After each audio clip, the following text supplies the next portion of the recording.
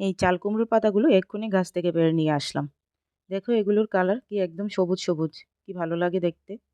খেতেও তেমন কিন্তু ভালো, কারণ বাড়িতে লাগিয়ে যে কোনো শাক সবজি খাওয়ায় মজাই আলাদা। এগুলো দিয়ে আজকে আমি বানিয়ে নেব ছোটো মাছের পাতুরি। এর জন্য আমি পাতাগুলোকে আগে ভালো করে লবণ দিয়ে ধুয়ে নেব। এতে করে পাতাগুলো একটু নরম হয়ে যাবে আর ছিঁড়ে যাবে না। তারপর আমি এখানে নিয়ে নেব আদা আর শুকনো লঙ্কা। তো এগুলোকে আমি প্রথমে হালকা করে বেটে নিয়ে তারপর কাঁচা লঙ্কাটা দিয়ে দেব। এইবার সব কিছু একসাথে বেটে নিয়ে এগুলোকে আমি একটা বাটির মধ্যে উঠিয়ে নিচ্ছি। এবারে আমি নিয়ে নেব দুটো পেঁয়াজ। পেঁয়াজগুলোকে কুচি কুচি করে কেটে একটা বাটিতে নিয়ে এগুলোকে একটু হাত দিয়ে নরম করে নেব।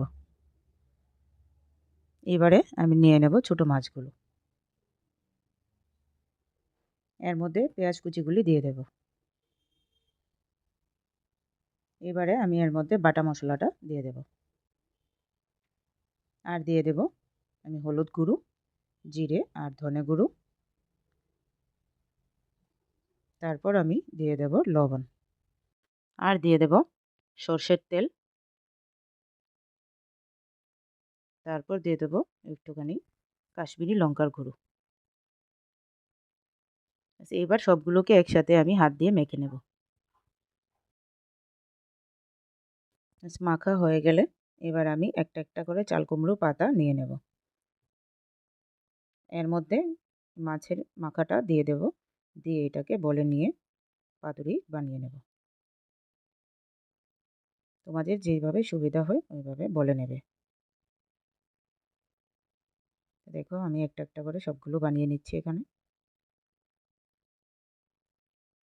সবগুলো বানানো কমপ্লিট হলে তারপর আমি ভাজবো একসাথে। যে কোনো বড় মাছ থেকে এই ছোটো মাছটা খেতে আমার ভীষণ ভালো লাগে। তো সবসময় পাতুরি বানাই, কিন্তু কলা পাতায় বানাই। তো আজকে এই পাতাগুলো দেখে আমার আর সহ্য হলো না, যে এত সবুজ সবুজ পাতা, এগুলো দিয়েই আজকে পাতুরি বানাবো। তো দেখলাম না, খেতে তো খুব দারুণ হয়,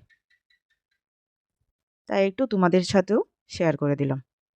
আর এই পাতুরিগুলো কিন্তু তোমাদের কোনো কিছু দিয়ে বাঁধতে হবে না, এগুলো কোনোভাবেই খুলবে না। তো দেখো এবার আমি কড়াইয়ে তেল দিয়ে এগুলোকে ভেজে নেব।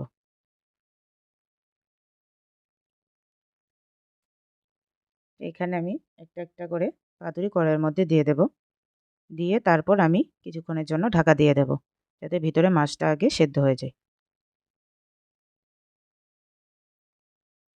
তারপর ঢাকনা উঠিয়ে আমি এগুলোকে উল্টে পাল্টে ভেজে নেব।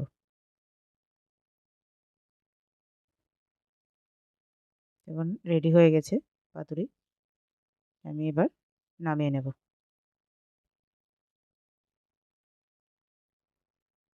পাতাগুলো একদম মচমচে হয়েছিল।